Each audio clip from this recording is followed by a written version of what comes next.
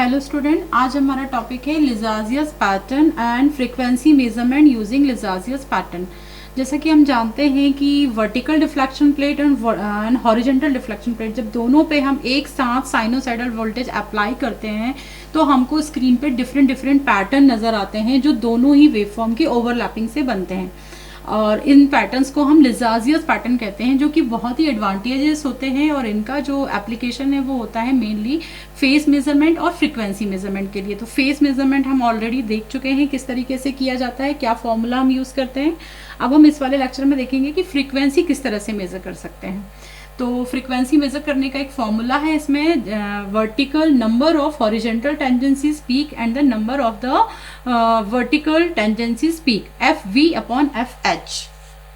F V upon F H, F H vertical frequency divided by horizontal frequency is equals to number of horizontal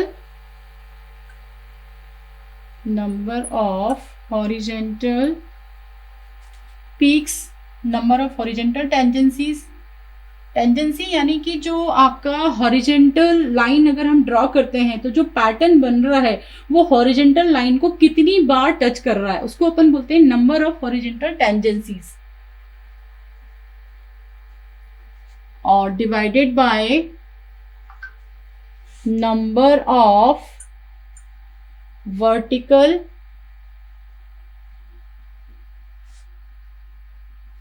tangencies. Tangencies मतलब कि जो भी हमारा pattern बन रहा है या एलिप्स बन रहा है या जो भी हमारा पैटर्न बन रहा है वो अगर हम वर्टिकल लाइन ड्रॉ करते हैं तो उसको कितनी बार टच कर रहा है। तो ये जो हम वर्टिकल लाइन और हॉरिजेंटल लाइन ड्रॉ करके हम देख लेंगे कि कौन कितने टेंजेंट बन रहे हैं, तो उस प्रकार से हम जो है वो गिन करके यहाँ लिख देंगे। इस तरीके से हमारी ये फ्रीक्वेंसी निकल आती है। तो हम देख लेते हैं पैटर्न कैसे बनता है।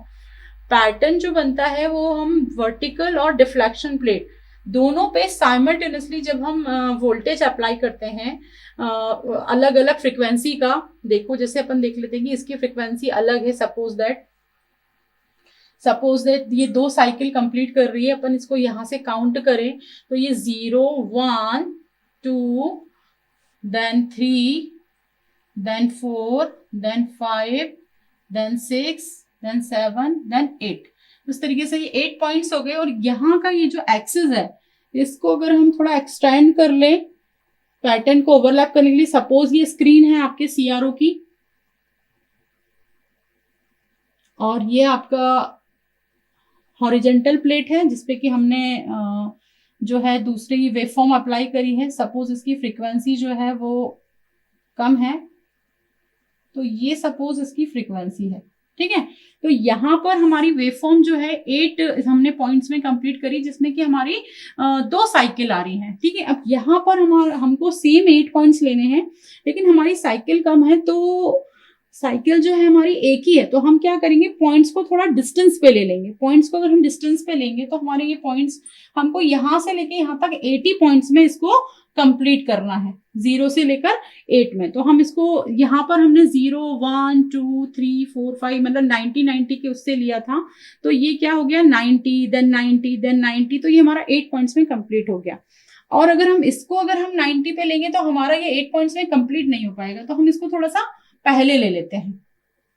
1 इक्वल डिस्टेंस आपके है ना, 2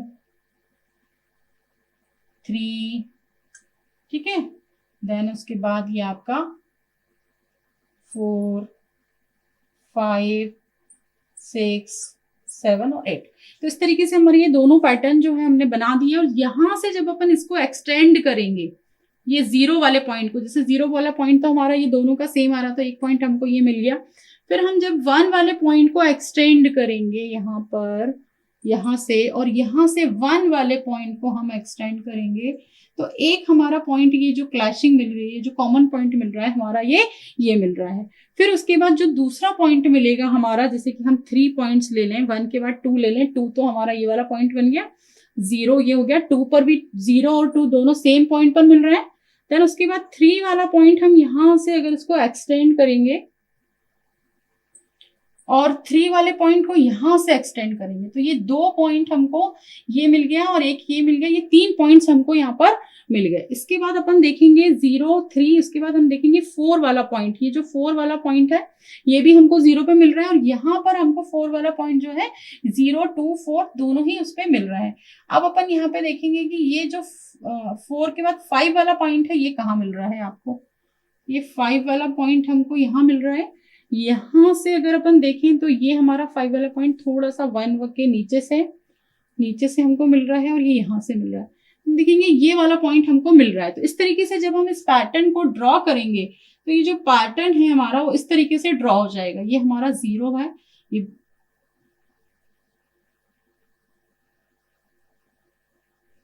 जो पैटर्न है ना हमको इस तरीके से पैटर्न जो हमको यहाँ पर मिल जाएगा, ये वाला पैटर्न। तो अब देख रहे हो कि ये जो है आपको ये जो टेंजेंसी, ये जो है आपको टेंजेंसीज कैसे काउंट करना है। ये सपोज हमारा जो है स्क्रीन है, हमारा ये स्क्रीन है, स्क्रीन पे हम देखेंगे यहां से हम एक लाइन देंगे, ठीक है, और यहां से हम एक ऐसे, ठीक है। तो ये हो गया हमारा हॉरिजेंटल टेंजेंसीज और ये हो गया हमारा वर्टिकल, ठीक है। तो हॉरिजेंटल टेंजेंसीज यहाँ पर कितनी है आपकी, देखो 1 और 2 टाइम्स टच कर रहा है ये, और यहाँ पर वर्टिकल में ये 1 टाइम टच कर रहा है। तो this is the ratio of the frequency. तो दूसरा पैटर्न देखें, दूसरे पैटर्न जैसे सपोज हमारे पास दूसरा पैटर्न ऐसा है, ये 8 शेप में अगर हमारे पास कोई फिगर आया है तो हम देख लेते हैं यहां पर अगर हम एक ऐसा ड्रॉ करें, this is the horizontal and this is your vertical. तो हम देख लेंगे कि ये हॉरिजेंटल पे 1 टाइम टच कर रहा है, दिस इज 1, और यहाँ पर देखो इसको थोड़ा और पास से बनाएंगे, ये थोड़ा फिगर ऐसे पास से बनाएंगे तो इधर टच करेगा, तो यहाँ पे 2 टाइम्स टच कर रहा है। वर्टिकल में ये 2 टाइम्स टच कर रहा है। तो हमारा रेशियो क्या आ गया वर्टिकल और हॉरिजेंटल फ्रीक्वेंसी का, 1/2 यानी कि 0.5 हर्ट्ज जो है हमारा ये रेशियो आ गया। अगर दोनों में से कोई एक फ्रीक्वेंसी अगर हमको नोन है, गिवन है, तो हम दूसरी फ्रीक्वेंसीज निकाल सकते हैं। इस तरीके से आप स्क्रीन पे देख रहे हो कि डिफरेंट डिफरेंट पैटर्न बने हुए हैं, डिफरेंट डिफरेंट पैटर्न किस तरीके से जो है वो टच कर रहे हैं। अगर देखो, अगर ये सर्कल बन रहा है, इस तरीके से हमारा सर्कल बन रहा है, अगर हम यहाँ पर एक हॉरिजेंटल लाइन खींचे और एक अपन वर्टिकल लाइन खींचे, तो हॉरिजेंटल पे कितनी बार टच कर रहा है, 1 बार, और वर्टिकल पे कितनी बार टच कर रहा है, 1 बार।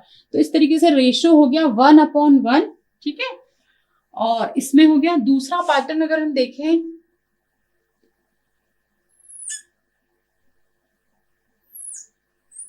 और इस तरह से एक हॉरिजेंटल लाइन ड्रॉ करें, फिर देन एक वर्टिकल लाइन किसी भी साइड अगर हम ड्रॉ करें, देखो हॉरिजेंटल में ये 2 टाइम्स टच कर रहा है, 1 और 2, तो हॉरिजेंटल वाला हमारा अपर में आएगा और लोअर में 2/1। तो इस तरीके से ये हमारा फ्रीक्वेंसी हम इसमें निकाल सकते हैं। अब अगर हाफ है तो हम उसको हाफ टाइम टच कर रहा है, जैसे कि आप फिगर में देख सकते हैं, अगर हमारा फिगर जो है, अगर हमारा फिगर ऐसा है, ऐसा और ऐसा, ये हमारा स्केल बना हुआ है, ठीक है। तो अगर हम देखें तो यहां से टच करें तो ये हमारा कितना हो गया, 1, और इसको लेंगे हम हाफ, तो ये हो गया 1 plus half, 1 and half, 1 plus half divided by 1। तो इस तरीके से ये हो गया हमारा 1 एंड हाफ या 1.5। This is the 1 and half या 1.5। So this is the method to measure the frequency using the Lizarzius pattern।